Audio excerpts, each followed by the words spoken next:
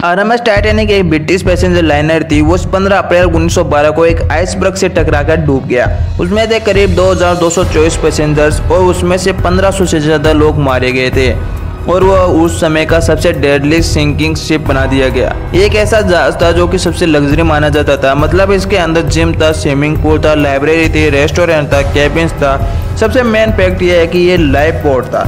Life boat का मतलब तो आप जानते होंगे। लाइफ बोट मतलब एक ऐसी बोट जो कि इमरजेंसी में काम आती है। अगर कुछ ऐसा हुआ कि आप किसी शिप में जर्नी कर रहे हो और वो शिप डूब गई हो, तो अभी के रेगुलेशन के हिसाब से हर शिप में एडुक्वेट अमाउंट को लाइफ बोट होना चाहिए।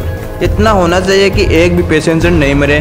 तो बात यह है कि टाइटैनिक जो है उसमें 48 लाइफ बोट रखने का कैपेसिटी था। 48 बड़े बड़े लाइफ बोट रखने की और वहां से ऊपर से डिस्पेंस करने की पॉसिबिलिटी थी। बट अजीब बात यह है कि सिर्फ 20 लाइफ बोट टाइटैनिक ने कैरी किया, बट वो सारे पैसेंजर्स को कैरी नहीं कर सकता था। ये इसलिए ऐसा हुआ, जब टाइटैनिक बना था तो इसको द अनसिंकेबल शिप के नाम से जाना जाता था। ये एक ऐसा शिप माना जाता था जो कभी सिंक हो ही नहीं सकता। ऐसा माना जाता था कि ये अनसिंकेबल है। अगर कोई ये कह दे कि इसके लॉन्च के बाद कि ये डूब जाएगा, तो लोग उस पर चढ़ जाते थे, क्योंकि ऐसा हो ही नहीं सकता। क्योंकि लोग बोलते थे कि ये यार अनसिंकेबल शिप है। इसमें क्या होगा कि देखो क्या है कि अगर हर जहाज में शिप प्रोसेसर्स किए जाते हैं कि अगर कुछ घटना हो गई तो उस टाइम चीज़ें कैसे मैनेज होगी, उसका टेस्टिंग होता है। तो लाइफ बोट ड्रिल एक ऐसी टेस्टिंग प्रोसेसर्स है और ये शेड्यूल था उस दिन जिस दिन टाइटैनिक निकला था। बट कैप्टन एडवर्ड स्मिथ ने इग्नोर किया, क्योंकि उनको कॉन्फिडेंस था कि ये अनसिंकेबल शिप है और इतना ड्रिल टेस्टिंग ये वो झमेला ड्रामा करने की कोई ज़रूरत नहीं है, क्योंकि ये तो अनसिंकेबल है। बट उनको क्या पता था कि ये कितना ज़रूरी था।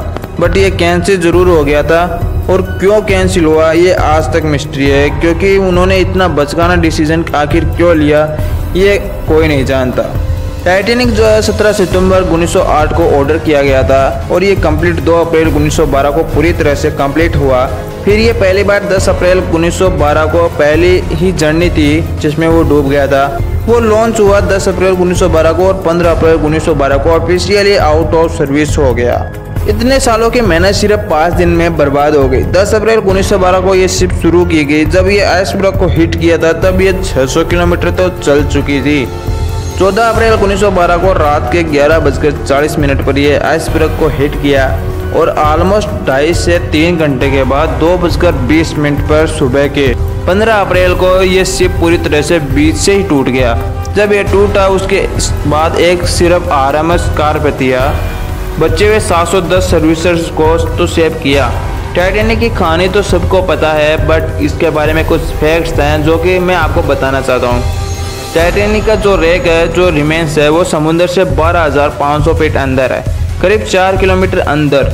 जब ये डूबा 1915 में, उसके बाद से कई सारे प्रयास किए गए उसको फाइंड करने के लिए, उसका जो रेक है वो किधर है, बट कोई भी सफल नहीं हो पाया। अंटिल 1 सितंबर 1985 में, करीब 70 साल बाद इसके रेक को फाइंड किया गया। कई सारे ड्रोन्स भेजे गए इसकी फिल्मिंग के लिए, इसके रेक के लिए। मैं आपको टाइटैनिक के बारे में कुछ रैंडम फैक्ट्स भी बताना चाहता हूँ। जो आइसबर्ग टाइटैनिक को हिट किया था वो करीब 100 फीट ऊपर था वाटर से। मतलब जो पायलट टाइटैनिक को हिट किया था वो टाइटैनिक के टर्न लेने के बाद भी जो पायलट टाइटैनिक से टच हो गया था वो करीब 50 से 100 फीट ऊँचा था। गाइस, जब ये टाइटैनिक 1985 में मिला तब अंटिल वाटर रोबोट्स ने 1 लाख से भी ज़्यादा फोटोज को क्लिक किया था। ये दुनिया का आज तक के सबसे बड़ी घटनाओं में से एक था, जो कि हर एक के दिल का शेक कर देती है जब भी कोई भी इसकी कहानी सुनता है। दोस्तों, ऐसे अमेजिंग वीडियो के लिए हमारे चैनल को सब्सक्राइब और वीडियो को लाइक करना ना भूलना, और कमेंट सेक्शन में ज़रूर बताना कि ये कहानी सुनकर आपको कैसा लगा। धन्यवाद।